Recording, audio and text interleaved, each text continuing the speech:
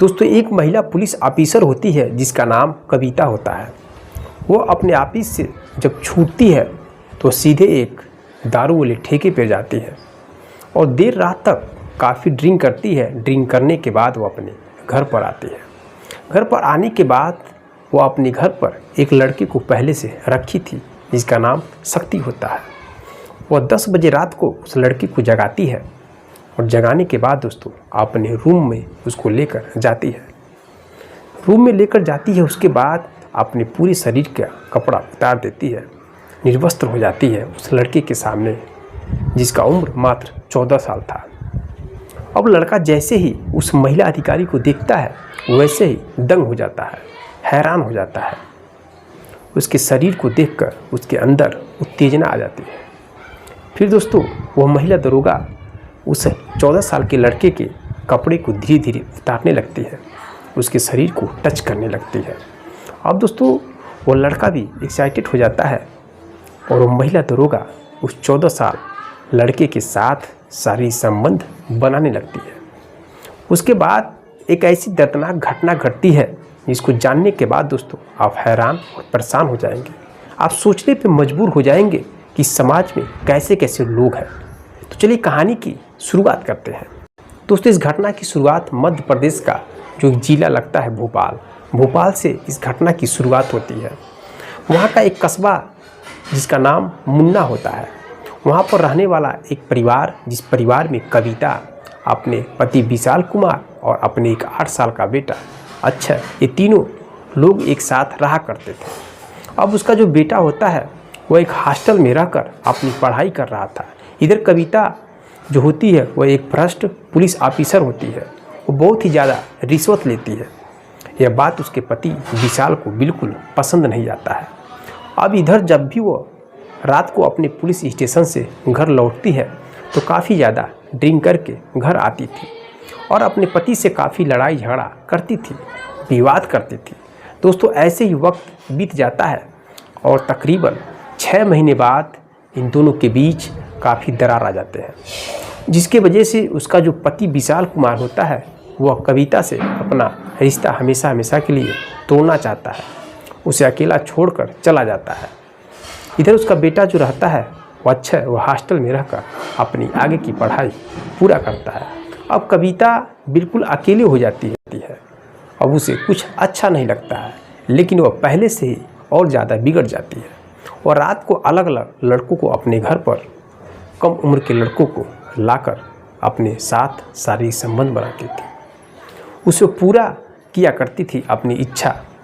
अब दोस्तों एक दिन की बात है, कविता कहीं अपनी ड्यूटी से बाज़ार में निकली थी, तभी एक लड़का एक दुकान से चोरी कर भाग रहा था। अब जैसे ही कविता उस लड़के को भागते हुए दिखती है तो उसके पीछे कुछ पुलिस कांस्टेबल को लगा देती है।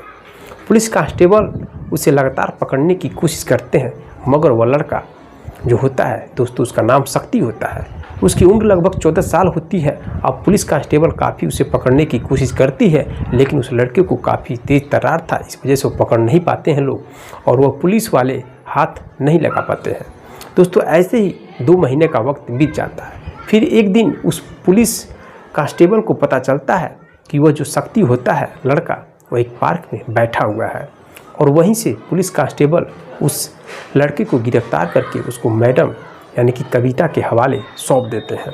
अब जो कविता है जब उस लड़के को देखती है तो उस लड़के को देखकर काफ़ी दंग रह जाती है, क्योंकि उस लड़की की उम्र महज 14 वर्ष होती है, मगर वो लड़का काफ़ी तेज़ तर्रार और फुर्तीला होता है और देखने में काफ़ी स्मार्ट था। अब जो कविता है उस लड़की को जेल में नहीं बंद करती है, बल्कि अपने घर पर लेकर उसे आ जाती है और उसे अच्छा खाना खिलाती है, उसे कपड़ा देती है, उसका ख्याल रखने लगती है। शुरुआत के दिन में शक्ति उस कविता से बहुत नफरत करता है, उसका मन नहीं लगता है उसके साथ। दोस्तों इधर कविता जो होती है उस शक्ति का एक छोटी से छोटी ख्याल रखने लगती है। वो बाहर जाकर उसके साथ घूमती थी, मार्केट जाती थी तो उसे घुमाया करती थी, उसे हर शहर में लेकर अपने साथ जाया करती है। अब धीरे धीरे जो शक्ति होता है उसका भी मन कविता के साथ लगने लगता है, लेकिन शक्ति को क्या पता था कि कि आने वाले समय में उसके साथ एक घटना घटेगी। अब दोस्तों एक दिन की बात है, वो जो महिला ऑफिसर अपने थाने में जॉब कर रही थी और शाम को वो अपने घर के लिए निकलती है और एक पास के ठेके पर चली जाती है। वहाँ देर रात तक वो ड्रिंकिंग करती है और जब वो काफ़ी नशे में हो जाती है तो अपने घर आने लगती है। अब जब वो अपने घर पर आती है तो देखती है कि शक्ति अपने बेड पर लेटा हुआ है और जब उसे देखती है तो उसे उसकी फुर्ती, उसकी चुस्ती उसे याद आने लगती है। अब उसके मन में जो हवस है वो जाग जाता है और कविता उस शक्ति को उठाती है और अपने बेडरूम में लेकर चली जाती है। उसके सामने बिल्कुल निर्वस्त्र हो जाती है। अब जैसे ही शक्ति पुलिस महिला ऑफिसर यानी कविता को उस हालत में देखता है तो काफ़ी दंग रह जाता है, क्योंकि कविता की उस यौवन जवानी को देखकर उसके अंदर बहुत कुछ होने लगता है। वो ललायित हो जाता है, जिसके बाद जो कविता होती है और शक्ति से कहती है कि अब तुम भी अपने कपड़े को उतार दो। दोस्तों जैसे ही शक्ति अपने शरीर से कपड़ा उतारता है, अब जो कविता है उसके शरीर को देखकर वो भी दंग रह जाती है। मन ही मन वो बहुत ही खुश हो जाती है। जो लड़का है वो भी उस मैडम को देखकर बहुत खुश हो जाता है। दोनों के पसीने छूटने लगते हैं। अब दोनों शारीरिक संबंध बनाने लगते हैं। अब वो लड़का उस महिला ऑफिसर के साथ इतने दर्दनाक तरीके से संबंध बनाता है कि उसकी चीखें निकाल देता है। अब इन दोनों की उस रात न जाने कई बार संबंध बनते हैं। अब इसके बाद वो जो कविता है वो शक्ति से काफ़ी खुश हो जाती है, बेहद प्रसन्न रहती है। अब आने वाले समय में कविता जो कि महिला पुलिस ऑफिसर रहती है वह शक्ति के हर छोटे मोटे ज़रूरत को पूरा करने लगती है और रोज़ ऐसे ही खेल चलने लगता है। अब हर रात को जैसे ही वह महिला पुलिस ऑफिसर आती है, जैसे ही अपने पुलिस स्टेशन से निकलती है तो ठेके पे जाकर काफ़ी देर तक ड्रिंकिंग करती है और घर आकर और शक्ति के साथ अपनी जो प्यास है उस प्यास को बुझाने लगती है। दोस्तों ऐसे ही वक्त बीतने लगता है। अब तकरीबन 6 महीने का वक्त बीत जाता है, लेकिन इधर जो कविता है उसकी जो हवस की प्यास होती है वह दिन पे दिन बढ़ने लगता है। जिस बात से शक्ति होता है वह काफ़ी परेशान हो जाता है, वह काफ़ी हैरान होने लगता है। अब उसकी परेशानी इस कदर बढ़ जाती है कि वो काफ़ी डिप्रेशन में चला जाता है। अब वो कविता से छुटकारा पाने की कोशिश करने लगता है। अब दोस्तों एक दिन की बात है, वो कविता से छुटकारा पाने की कोशिश करने लगता है। एक दिन जब कविता अपने पुलिस स्टेशन पर जाती है तो दिन भर ड्यूटी पर रहती है, लेकिन फिर शाम को ठेके पर जाती है और ओवर ड्रिंकिंग करके घर आती है। घर आने के बाद करीब रात के 10 बज चुके थे। फिर से वह शक्ति को जगाती है और अपने बेडरूम में जाकर उसके साथ वही कृत्य करने लगती है, वही खेल खेलने लगती है। अब इधर जो शक्ति रहता है उसे बिल्कुल यह सब चीज़ पसंद नहीं आ रहा था। और उसके बाद उसके साथ संबंध बनाने के बाद जो देखता है कि कैसे कविता काफ़ी नशे की हालत में है, तो वो वहाँ से अपना सामान उठाकर भागने की कोशिश करने लगता है। अब कविता उसे भागते हुए देख लेती है और मन ही मन सोचने लगती है कि अगर यह लड़का यहाँ से भाग गया तो मेरी ज़रूरत को पूरा कौन करेगा, मेरी जो ख्वाहिश है इसकी भरपाई कौन करेगा। इसके बाद वो अपना लाइसेंस रिवॉल्वर निकालती है और सीधे उस शक्ति पर चला देती है, जिससे शक्ति वहीं पर ढेर हो जाता है।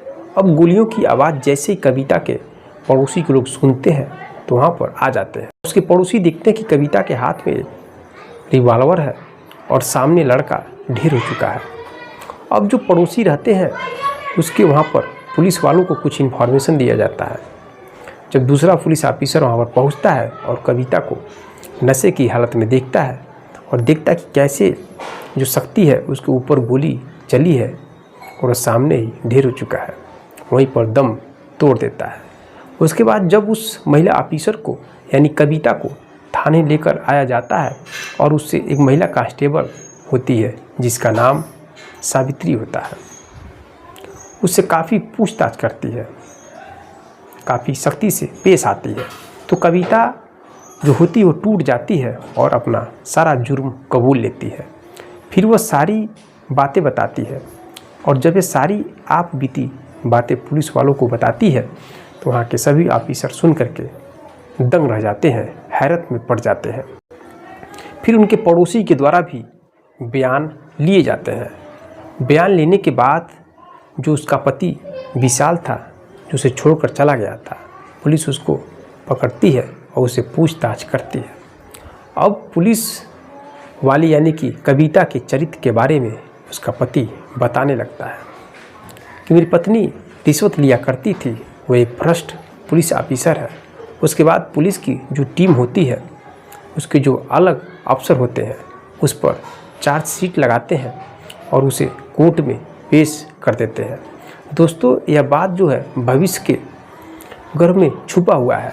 कविता के ऊपर जज साहब उस पर क्या फैसला लेते हैं, उसे कितने सालों की सज़ा सुनाते हैं। लेकिन दोस्तों, यहाँ सबसे बड़ा सोचने वाली बात यह है कि वो जो लड़का शक्ति होता है, उसकी ज़िंदगी कैसे बर्बाद हो जाती है, उसकी ज़िंदगी कैसे उजड़ जाती है, वो कैसे इस दुनिया को छोड़कर चला जाता है। गलती उसकी बस इतनी ही थी कि उस महिला पुलिस ऑफिसर कविता के चंगुल में वह फंस गया था, उसके घर पर नहीं जाना चाहिए था। इधर दोस्तों, जो सिक्के की दूसरे पहलू की यानी कि कविता जो होती है, वो भी अपने हवस की प्यास बुझाने के लिए बर्बाद कर देती है, उस लड़के की ज़िंदगी को उजाड़ देती है, तो उसे इस दुनिया से रुसवा कर देती है। दोस्तों, आखिरकार इस पूरी कहानी में सुनकर आपका मन दिल क्या गवाही दे रहा है? क्या उस पुलिस ऑफिसर महिला के साथ क्या होना चाहिए? ऐसी औरतों को समाज में जगह होना चाहिए या नहीं होना चाहिए? कमेंट बॉक्स में कमेंट जरूर करिएगा। मिलते हैं नेक्स्ट कहानी में, नेक्स्ट वीडियो के साथ। तब तक के लिए दोस्तों, जय हिंद, जय भारत।